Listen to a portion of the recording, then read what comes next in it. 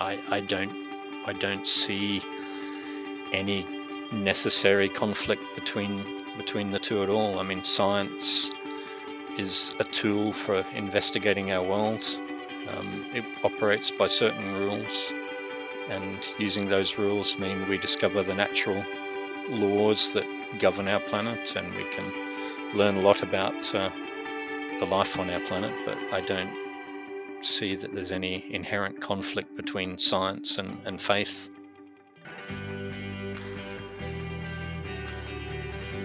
Hello, and thanks for joining in. I'm Jana Harmon, and you're listening to the Side B podcast, where we listen to the other side. Side B is that side of the story that you don't usually hear. If you're a Christian, that's the side of the skeptic. If you're a skeptic, that's the side of a Christian. Oftentimes, we dismiss the other side without really listening towards understanding. One reason Christianity is often dismissed is because of the idea that Christians are not educated people, but rather stupid and superstitious and backwards. In my research, when former atheists were asked what they thought of Christians at the time of their atheism, not one person thought Christians were educated people. Not one. As one person said, you just dismiss them without a hearing because it wasn't even worth thinking about. What was also surprising in my research were the number of highly educated people who came to believe that Christianity was, at the end of the day, the most compelling, true view of reality. Not only was it substantively true in their observations of the world, it was existentially true in answering the big questions of their lives. Once they were open to investigate the truth of the Christian worldview and the person of Jesus, who is truth, they were drawn, as thinking persons, to the worldview that not only made the most sense, but gave them the most extraordinary and abundant lives. That's the purpose of the Side B podcast, to hopefully interest you into listening to ideas and perspectives you may not have heard. For the Christians, is to help you understand the lives and perspectives of skeptics and the various reasons they may push away from God. And for skeptics, is to help you see how and why intelligent, thinking people may actually turn from disbelief to belief in God. Today we'll be hearing from Bruce Blackshaw. He was a former atheist, now a Christian, who is a brilliant academic who studies and writes prolifically in bioethics. Welcome to the podcast, Bruce. It's so great to have you on the show. Oh, thank you for having me. As we're getting started, I'd like to get to know you a little bit. Why don't you tell us a bit about yourself, your background? I know you have quite an impressive academic background. Why don't we start there? Okay, your listeners will probably think, wow, this is someone who's just spent far too much time at university. To start with, out of high school, one of my first loves, as it were, was mathematics. So out of high school, I did a degree in mathematics and physics and became a high school teacher and taught in high school for a few years, mainly mathematics and physics. This is in Australia. After probably about 4 or 5 years of that, I got, a little bit bored of teaching the same thing, and I was always interested in computing. So part-time, I went back to university and studied a degree in computer science. And eventually, after a year or so, I grew to like that quite a lot and quit my teaching job and spent a year full-time finishing off that computing degree, and then got a job in a research center at a university doing programming work. So that was, the start of my career in computing, which I've been doing for many, many years now. I worked for a few years in that, and I was working in another research group in a large private computer company in Brisbane, Australia, and I got the idea of doing a master's degree by research. So I spent the next year and a half doing a master's degree in computer science, kind of combining some of the research work I was doing for the company with research for the masters. And so I did that for a couple of years, finished that off. Had a long stretch of over a decade without any formal study. Got a bit sort of itchy feet again. It's like, what am I going to study? And I was always interested, having been a Christian for quite a long time by that point, I was interested in Christian apologetics and had done a lot of reading in that area. Eventually, I came to the conclusion that to be a good Christian apologist, to defend the faith as an apologist, I needed to understand philosophy better. And so for me, that meant going back to university and doing a degree in philosophy, which I did from the University of London. I was in Australia at the time, but the University of London has a great international program where you can do degrees by distance. And so I spent 5 years in total doing my Bachelor of Arts degree in philosophy through the University of London, the Birkbeck, which I really enjoyed. And towards the end of that, I started thinking, well, what am I going to do with this? And I'd met a friend who's been interviewed on this podcast before, Daniel Roger, his name is, and we'd done a lot of talking about bioethics. And I think he and another friend convinced me that I should go on to do a PhD in bioethics. And that's what I'm doing now. Probably in the last third of my PhD, and that's at the University of Birmingham in the UK. Wonderful school, my alma mater. Oh, is So, it really? yes, that's where I received my PhD. Oh, okay. Yeah, Yeah, I've yeah. been on campus. I'm doing that by distance as well. I'm in Australia right now, but I actually started it while I was living in London, and I have been to the university campus a number of times now, and it's a great spot. I really like it there. Well, good, good. You're in good company with William Lane Craig, Yeah, that's right. um, He did his PhD there as well, or right, in one of his philosophy. PhDs. Exactly. You're right about that. So you're obviously extremely well studied and continue to have obviously an active mind and pursuing really rich and deep truths.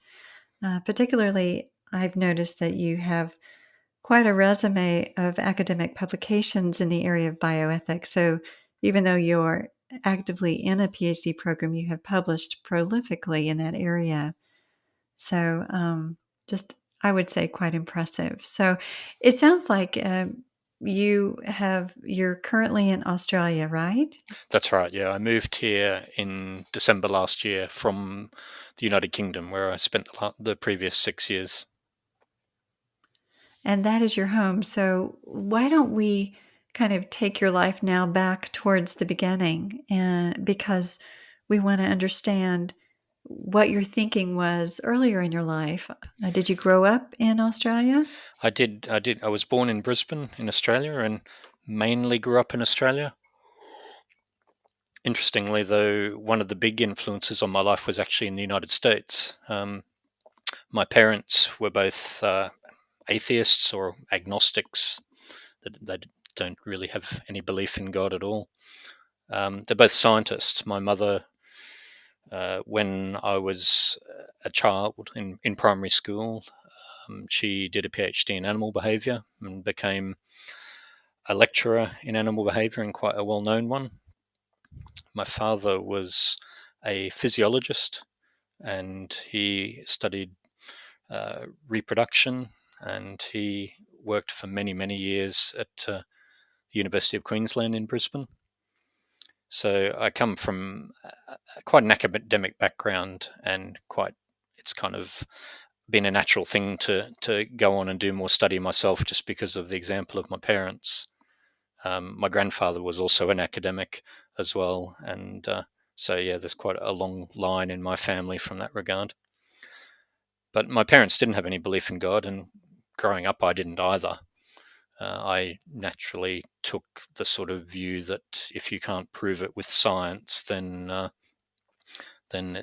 it's not really worth anything. And I guess one of my earlier memories in that regard was my dad spent a sabbatical year in St. Louis, Missouri, in the United States. He was at Washington University there, and I can remember so I did a year of school in St. Louis, Missouri, at a school a school called Brentwood, in a place called Brentwood in St. Louis. And I can remember in the classroom the teacher asking who believed in God and who didn't.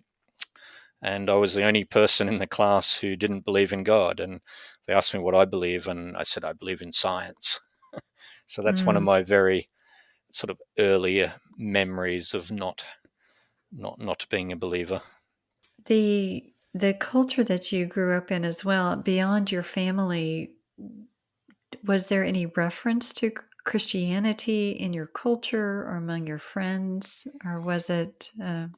No, Australia is not like the United States. It's I guess people worship the weather and sport and things like that.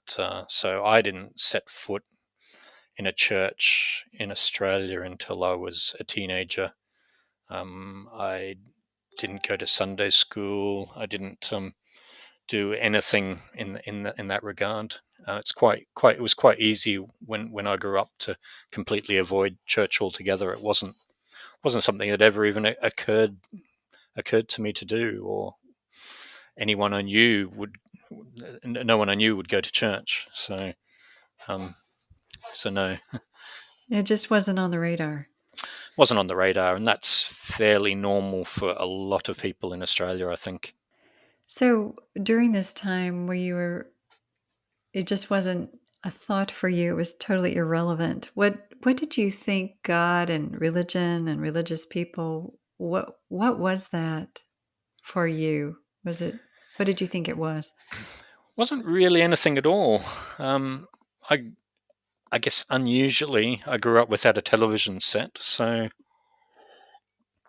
my parents weren't keen on the kids wasting their time watching TV, and so I didn't get a television set in the house until I was about 16. So I did a lot of reading, but I was a little bit ignorant in other ways that any of the more popular TV shows, I didn't know anything about them. So yeah, I didn't really have any or very little thoughts about God whatsoever. Probably the only thought I remember as I was a young boy was wondering what happened when I died and thinking of the world without me in it. And I think I found that a bit of a disturbing thought that I would die and the world would go on as if I'd never existed and no one would really care too much. So that was probably the only thought I remember on those kind of lines. So as you're moving along, you found yourself at church one day. It seems like there's a pathway from not thinking about it at all to being in a church building. What happened between those two things? Well, when I was living in the United States for my dad's sabbatical year, in the summer holidays, just to keep the kids busy, Mum and Dad packed us off to a vacation Bible school for a week, and I that was my first time I'd ever had ever read the Bible, had it taught, and there was something about it that really rang true to me. And I think I think from that point, I guess maybe I wasn't a believer, but for that point, something really resonated with me, and I thought this really feels as though it's kind of true. And I think I was pretty young then, and but I think in some way, looking back, I think God had His hand on me from that point in particular. Something changed at that point, and when I came back to Australia, I didn't have any capacity to do anything about it. I didn't even think about it. But it was a couple of years later, or maybe 3 or 4 years later, when I started high school, um, I ended up going. There was a Christian group at school which I got drawn to, I think, a little. But my brother ended up going along to a youth group on Friday nights at a church, and when I got to high school age, I was eligible to go as well, and so not having much better to do because there wasn't really too much to entertain myself with in Brisbane in those days. I went along to youth group on Friday nights, and that was run by a church in Brisbane. I'm curious what your parents thought about that at that time. Obviously, you were a high schooler and a teenager, so, but knowing that, or I guess if you worshiped science in a sense, or your family did, or that was the way of thinking at the time for your family, what were they taken aback or Um, disconcerted in any way for you going no, to they something weren't. like this? No, they were quite happy for me to go along. I think they, in their view, it would probably keep me out of trouble as a teenager. Um, Mm, and I had a sister who got into a little bit of trouble during those years, the teenage years, and so yeah, I think they just thought it was a fairly safe place for me to be. I guess safe in some regards, perhaps not in others in terms of the way that they were thinking. What were you hearing, or was there something that was drawing you in even as you were at this youth group? I think, as far as the youth group was concerned, I think, yeah, I mean, God had His hand on me in a way that I look back and see now. But at the time, it was the most interesting thing going on in my life. The guys that were running the youth group were very sort of outdoorsy types, so we would do interesting activities. We would have what they call car rallies, where we'd race around in cars, and we'd do rock climbing. We'd go on hikes, and the guys who ran that youth group took a real personal interest in the kids that they were looking after, and it wasn't just the youth group that they ran. They kind of involved a lot of the kids in their lives in other ways as well. So when they went out and did something like go on a hike on a weekend, they would invite us along with them. And so yeah, we had some really important Christian role models from that point of view who became my friends. So you were developing some meaningful relationships. It was more than just merely a social activity that you attended. You were developing a sense of community and friendships with some people, I guess, that you, like you say, respected in a way that they were role models. That's exactly right. That is a really beautiful way, I guess, to show Christianity in addition to just telling you about it. So, what was it about them or their lives that were attractive in a sense that was something different or other than perhaps what you had experienced outside the Christian community? They were nice guys who really cared, who really invested some of their life in the kids in the youth group, including myself. And that's even today, that's not that common a thing, I think. Yeah, we are in such a culture of isolation at the moment, especially with COVID. But yeah, that it is something quite wonderful in terms of investing in the other and feeling known and belonging. But I know as again as a thinking person, that satisfies some kind of existential need in us, that need to know and be known and to belong, but and that's very attractive. What else were you learning about Christianity that was drawing you more towards that? I think I was doing a bit of catch up in a way. I knew very little about the Bible, didn't really know the Bible stories or anything like that. And so there was quite a long period there. I was just becoming familiar with what was between the covers of the Bible, reading it and being taught it. And I think part of part of that was people I respected believed it. They lived it. They were very consistent in their Christian faith, and so I could see it at work in their life. And I think over time I began to think, well, this is probably for me as well. I'd like to pause our story for a moment to ask you a pivotal question. What are you reading now? If you're looking to be inspired by true stories of faithful Christ followers, if you'd like to grow deeper in your own walk with Christ or better understand and engage in today's world, the C.S. Lewis Institute has put together a recommended reading list just for you. I hope you'll take a look at this inspired reading list. You can find it at www.cslewisinstitute.org/recommended_reading. I do hope you'll take a look. Now back to our story. So what were you finding in the Bible that rang true for you? What was it that was making sense, that you felt like it was something that you wanted to adopt in your life? Was it just a moral principle? Was it something deeper, more spiritual than that? I think it grew into something more spiritual as the years went on, and during my teenage years, and I began to see that I could make sense of the world through the story that it was telling, that I could understand now why we were here, that when I died there was actually meaningful life after death as well. And yeah, it all the pieces started to fit together in a way that particularly for the questions that I could see science couldn't answer. It's often said that science and belief in God are irreconcilable, but obviously you're a scientist and a Christian. And how were you, at this point in your life, reconciling those two things? Um, well, I should correct you that I'm not actually what I'd call a scientist.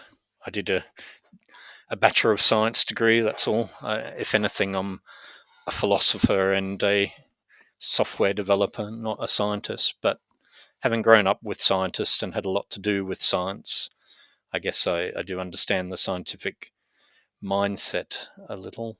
Um, I don't see any necessary conflict between the two at all. I mean, science is a tool for investigating our world. It operates by certain rules, and using those rules mean we discover the natural laws that govern our planet, and we can learn a lot about the life on our planet. But I don't see that there's any inherent conflict between science and faith.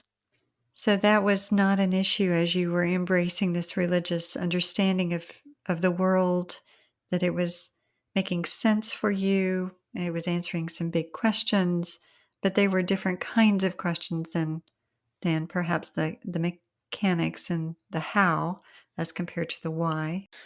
Yeah, that's right. And one of the leaders of our youth group was studying science at university and doing an honours project, a research project, which I helped him quite a bit in. It was to do with the introduction of exotic fish into local waterways, and I spent a lot of time traipsing around with him, helping him catch fish and things like that. And yeah, I mean, I couldn't see any conflict between what I was learning about the Bible and faith with what he was doing as an early budding scientist. And as you were reading more about the Bible and Jesus, and what the Bible was saying was ringing true, it was making sense of your life and of the world in the way that you knew it and experienced it, were you questioning it at all in terms of the historical nature of the Bible? How do I know that these events are true? What about the person of Jesus? Was he a real person in historical time and space? Was the resurrection true? Were you having any of those kinds of questions?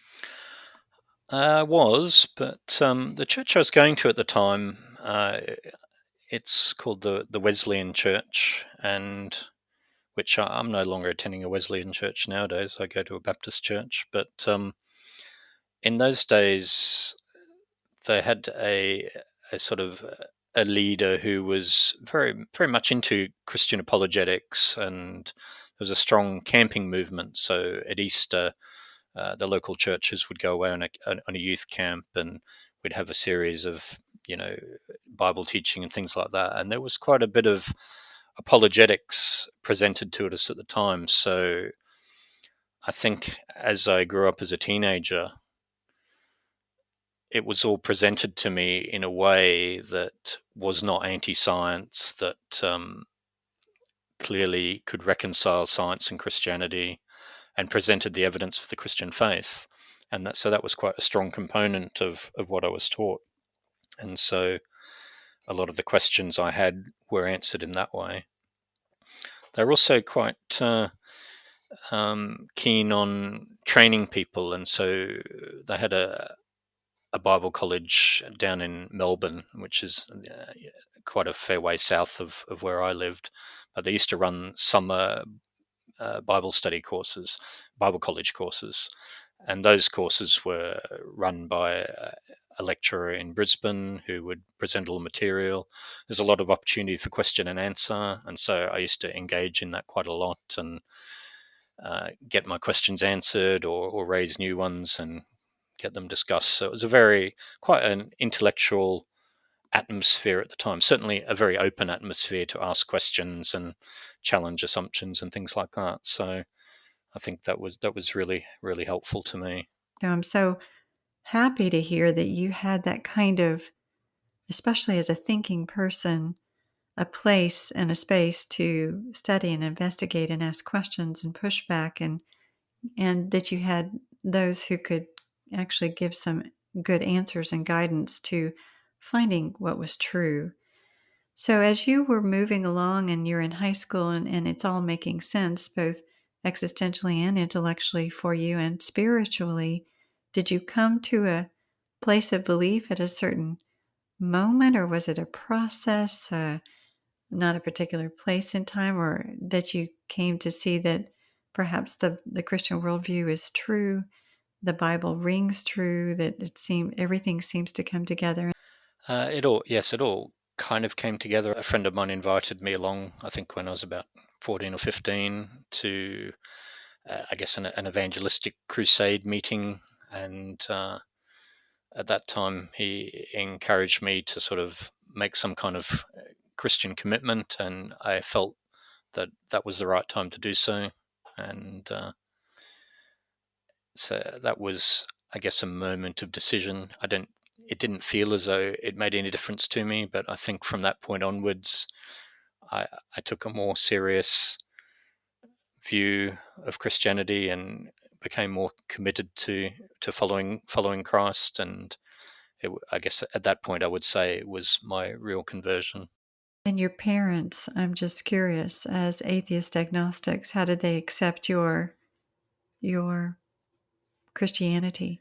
My parents were always very, very good about that. They never gave me a hard time. They just accepted that's what I believed, and were never derogatory towards my faith. They didn't encourage it particularly, but they liked my friends who were Christians. They, I guess, liked that as a teenager I wasn't out, um, you know, getting drunk or anything like that. I was with a clean crowd, and for them, I guess that was a good thing. Yes. And yeah, they've always been quite supportive. It Eventually I started to do a little bit of preaching, and occasionally they would come along and listen to it as I guess an encouragement to me. So yeah, they never stood in my way at all. That's great that you've had that kind of encouragement from your parents. You obviously have been pursuing Christianity since you were 14, 15 years old. Something like that. Yep. How? Yes, that so, and it's even influenced the direction of your life, not only in your life, as it were, in your perspectives, and the way you live and the way that you think, but also academically, even now. How would you say that your view as a Christian in the Christian worldview has shaped your life and your trajectory? That's a good question. Certainly, with what I'm doing now as a PhD, my PhD is in the ethics of abortion, and that's from very much a pro-life perspective. So I'm spending a great deal of time, effort, money in developing defences that are basically in favour of abortion being immoral, something that shouldn't be done, if at all possible. And so that comes, I think, very much from a Christian perspective. I have been very pro-life for as long as I can remember, but I think my pro-life views came out of my Christian commitment. I don't remember having any views, not really one way or another, before I became a Christian, but certainly afterwards.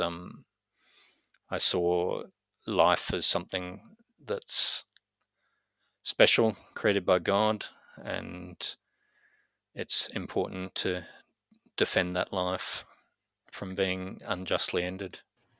That's wonderful that you're a champion for life. And also, in terms of your life as a Christian, I imagine in Australia you're moving against the flow of culture. Do you feel the pressure or tension of that? Is it difficult to live as a Christian in a predominantly secularized culture?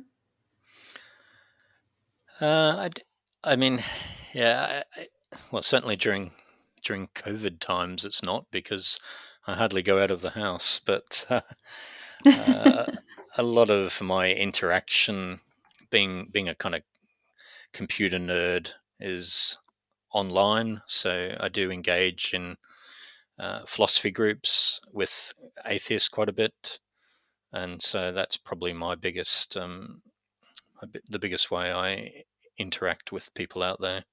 And in some ways, you are putting yourself on the front line, having discussions online with those who are skeptical about the faith. And you said you've moved into um, really study of Christian apologetics and philosophy. Or how would you say that your Christian worldview has informed philosophy and your understanding of those bigger questions, especially even in a secular university where you're studying? Yeah, studying philosophy is interesting. Some people find it diminishes their faith. Some people drift away from their faith studying philosophy. Others don't really have a problem. I'm one of the latter. I've found philosophy hasn't undermined my Christian faith at all, but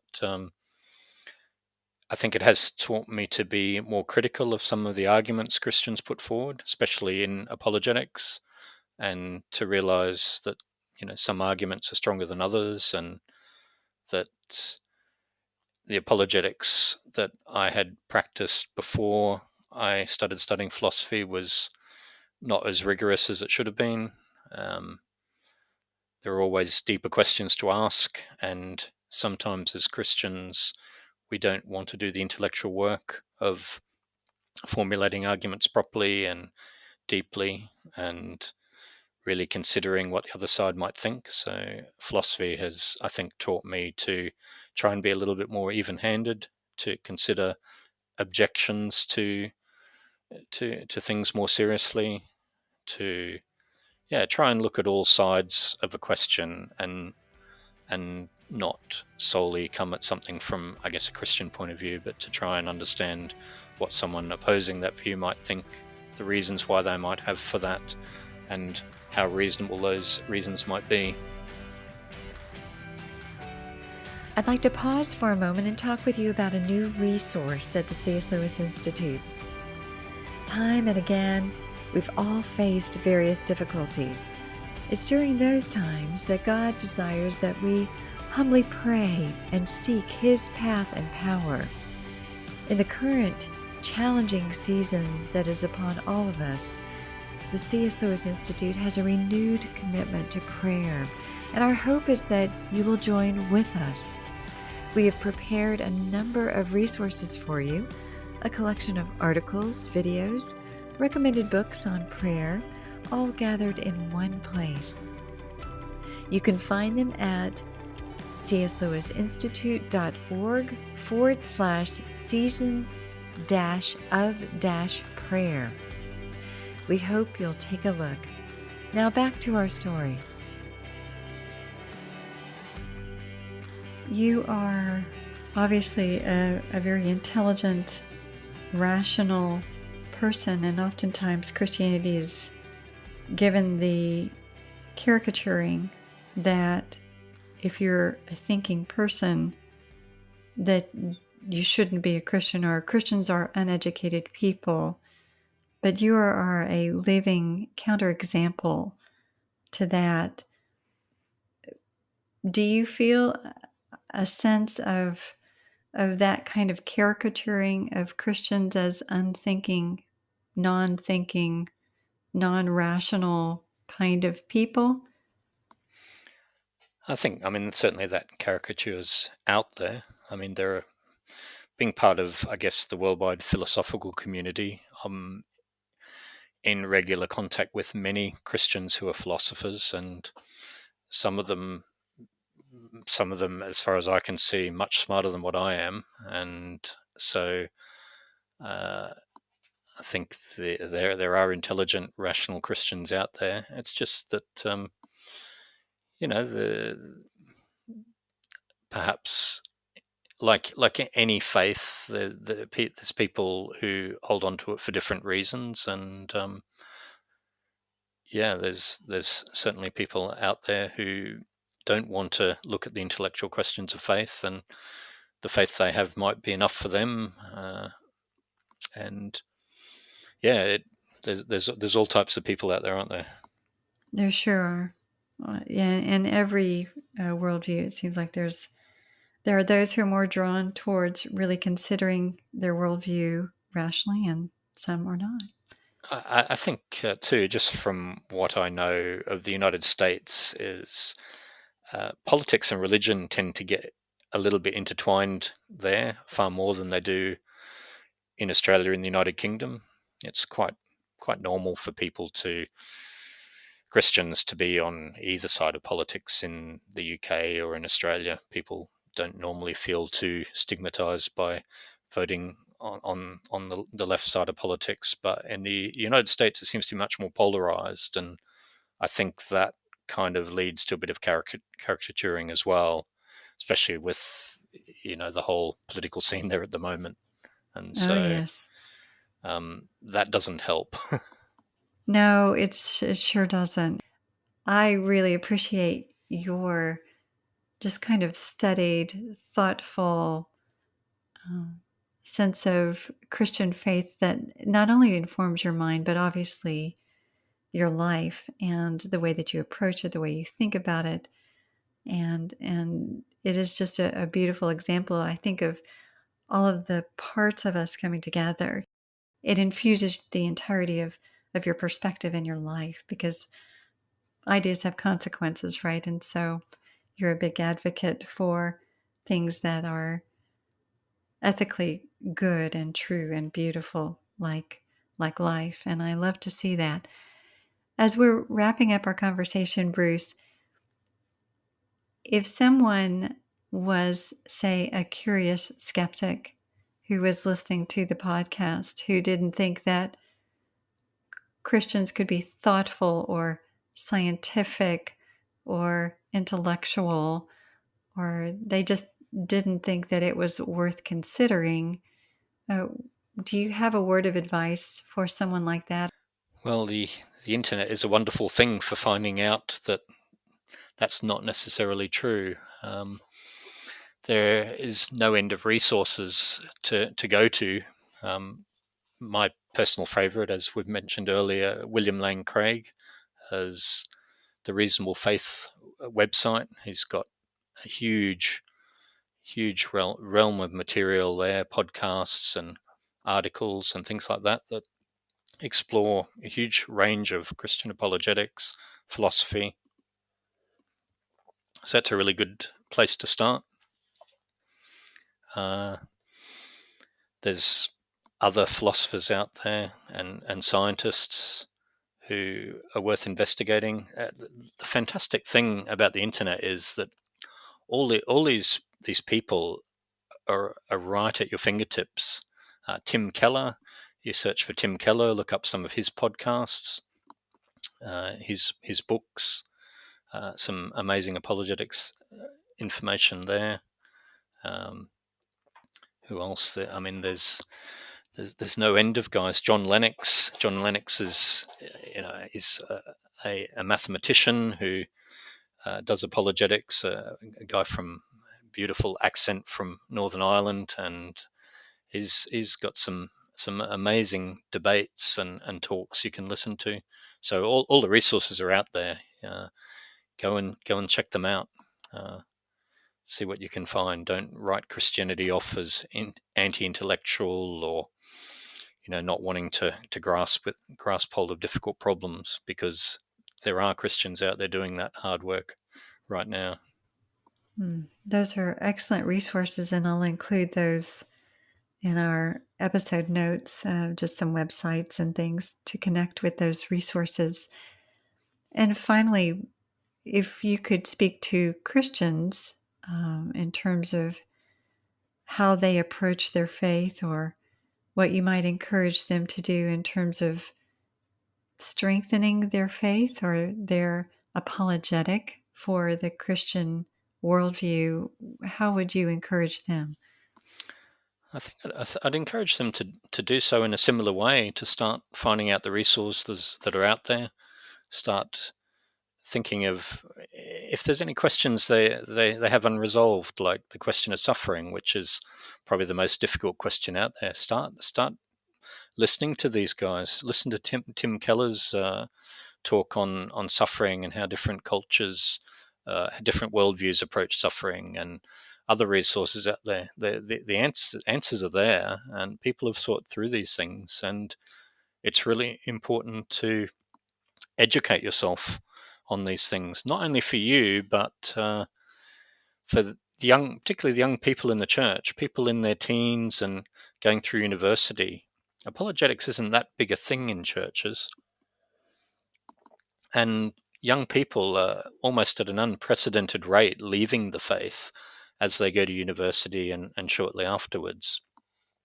Uh, they need these questions answered, and there needs to be people in the church who are willing to work with them to find those answers. And so, for anyone who's not a teenager, who's a little bit older, think about learning a bit of apologetics, coming to grips with these questions, not only for your own sake, but for the sake of the young people for the church, in the church. And if you have children of your own, you're going to be wanting to teach those children about these answers.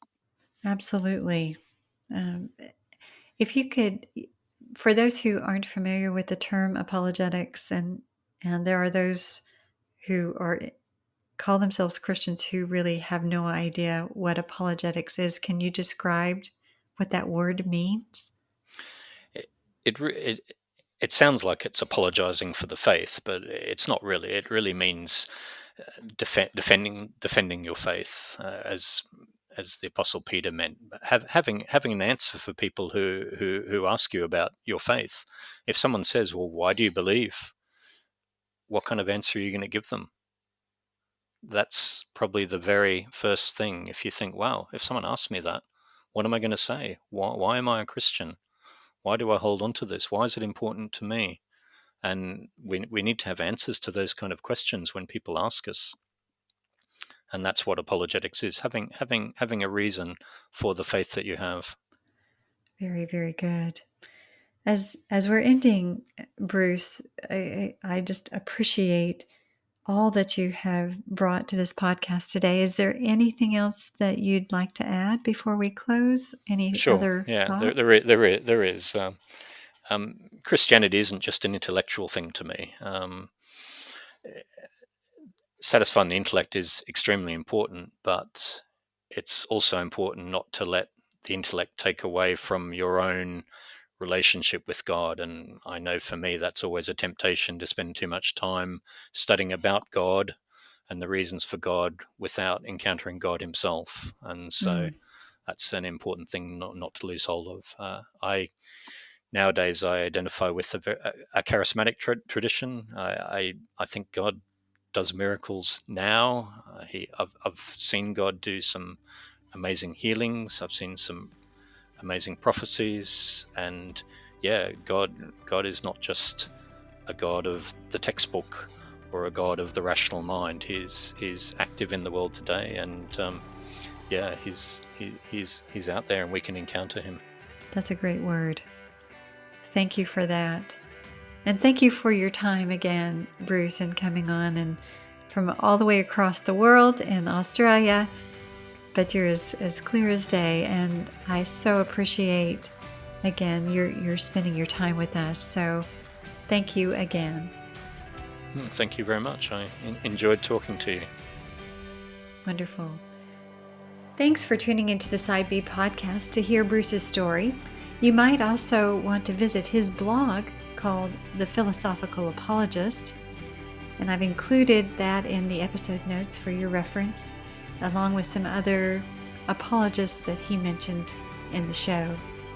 For questions and feedback about this episode with Bruce, you can reach me by email at thesidebpodcast@cslewisinstitute.org. If you enjoyed it, subscribe and share this new podcast with your friends and social network. In the meantime, I'll be looking forward to seeing you next time, where we'll be listening to the other side.